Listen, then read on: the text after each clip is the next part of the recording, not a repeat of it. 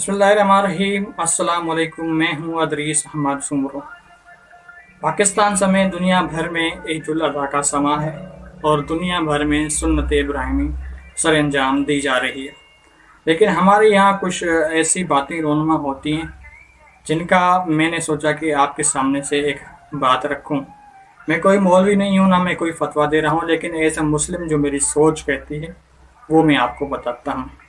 हमारे यहाँ पर ये ऐसा आम दिखने को मिला है कि अगर कोई अकेला बंदा जानवर खरीदने की ताकत नहीं रख सकता तो उसमें 7 हिस्से किए जाते हैं, 5 हिस्से किए जाते हैं।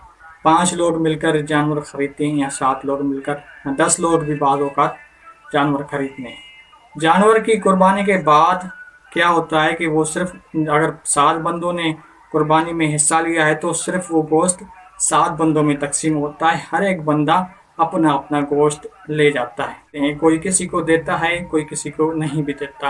लेकिन एज अ मुस्लिम मेरी सोच ये कहती है कि जैसा कि बताया गया है कि 3 हिस्से होने चाहिए, चाहे आपने अकेले ने खरीदा हो, 3 बंदों ने खरीदा हो, 7 बंदों ने खरीदा हो या 10 बंदों ने खरीदा हो, को कुर्बानी के गोश्त के सिर्फ 3 हिस्से होने चाहिए और तीनों हिस्सों में से एक हिस्सा अपने हिस्से में रखो, एक हिस्सा गरीबों में और पड़ोसियों में तकसीम करो, मसाकिन में, और एक हिस्सा रिश्तेदारों वगैरह में तकसीम करो।